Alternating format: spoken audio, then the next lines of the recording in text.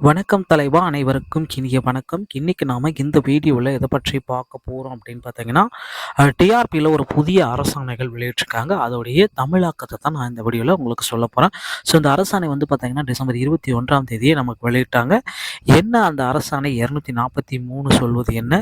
யாருக்கெல்லாம் அது பயனுள்ளதா இருக்கும்? யுஜிடிஆர்பி தேர்வர்களுக்கு அது பயனுள்ளதா இருக்குமா?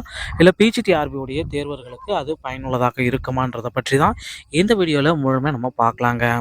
ஸோ ஜிஓ எண் வந்து பார்த்தீங்கன்னா 1383 கல்வி பியூஎஸ் 1 துறையில் தேதி வகையில வெளியிட்டிருக்காங்க.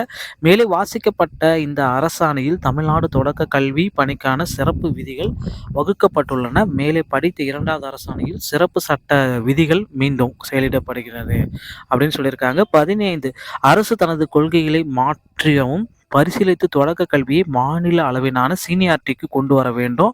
குறைந்தபட்ச மாவட்டத்தை ஒரு யூனிட்டாக கொண்டு வர வேண்டும்.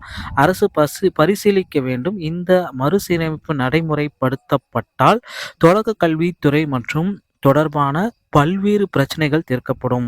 பலமுறை இந்த நீதிமன்றம் பல தீர்ப்புகளில் கொள்கைகளை மாற்றி வச்சிருக்காங்க. ஸோ இது வந்து பார்த்தீங்கன்னா பரிசீலிக்குமாறு அரசுக்கு ஒரு சில கோரிக்கைகள் எல்லாமே வச்சிருக்காங்க.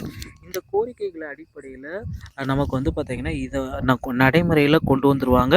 ஸோ மாவட்ட முதுநிலை அல்லது மாநில முதுநிலை இந்த சீனியாரிட்டி வந்து பார்த்திங்கன்னா ஸ்டேட் வைஸாக எடுக்கிற போகிறதா நமக்கு தகவல்கள் எல்லாமே வந்திருக்கு. ஸோ அப்படி பார்க்குறப்ப நிறைய பேர்த்துக்கு வந்து பார்த்திங்கன்னா பணி வாய்ப்பு மீண்டும் ஒரு வாய்ப்பு கொடுக்கறதுக்கும் வாய்ப்புகள் இருக்குது. ஸோ உண்மையில் வந்து பார்த்திங்கன்னா இதில் யாருக்கெல்லாம் பாதிப்பு வரும் அப்படின்னு பார்த்தீங்கன்னா எஸ்ஜிடி சீனியருக்கு வாய்ப்பு இருக்குது, ஜூனியருக்கு வாய்ப்பு இருக்குது, ஹெச்எம்க்கு எல்லாத்துக்குமே வாய்ப்பு இருக்குது. ஸோ இந்த மாதிரி தாங்க பாதிப்பும் இதில் இருக்குது. ஸோ உயர்நிலை மற்றும் மேல்நிலை பள்ளிகளில் பணிபுரியும் பட்டதாரி ஆசிரியர்கள் நேரடியாக முதுகலை ஆசிரியராக பதவி உயர்வு பெற வாய்ப்புள்ளது உள்ளபோது ஏன் இடைநிலை ஆசிரியர்கள் மட்டும் நேரடி பட்டதாரியாக பதவி உயர்வு பெற இயலாத சூழ்நிலை இந்த அரசாணை உண்டாக்கியுள்ளது அப்படின்றது நிறைய பேர் வந்து பார்த்தீங்கன்னா இந்த அரசாணை மேலே குற்றச்சாட்டு வச்சுருக்காங்க. ஸோ தற்பொழுது வந்து பார்த்தீங்கன்னா தொடக்கப்பள்ளி தலைமை ஆசிரியராக ஒரு சிலர் பணிபுரிகிறாங்க. வேறு ஒரு ஒன்றியத்தில் இருந்து வந்தால் 1/12/2000 அன்று தான் தலைமை ஆசிரியராக பதவி உயர்வு பெறதாகும். ஸோ பிடி ப்ரொமோஷன் பெறுவதற்கு எதன் அடிப்படையில் முன்னுரிமை வரும் அப்படின்ட்டு நிறைய பேர் கேட்குறாங்க.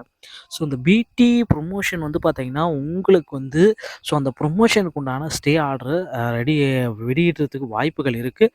ஸோ அதில் வந்து பார்த்தீங்கன்னா அந்த பதவி உயர்வுக்கு உண்டான ப்ரொமோஷனை பல்வேறு விதிகளை உட்பட்டு தான் அது நடைமுறைப்படுத்தியிருக்காங்க.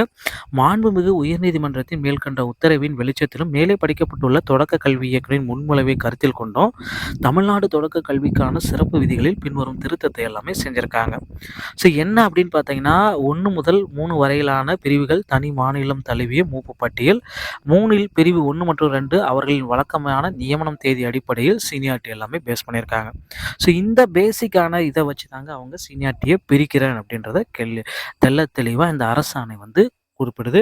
ஸோ உண்மையில் பாதிப்பு வந்து பார்த்திங்கன்னா இந்த ஹெச்எம்ஸ் இந்த மாதிரி இருக்கிற பீப்புள்ஸ் வந்து கொஞ்சம் பாதிப்புகள் அதிகமாக இருக்க நிறைய வாய்ப்புகள் இருக்குங்க.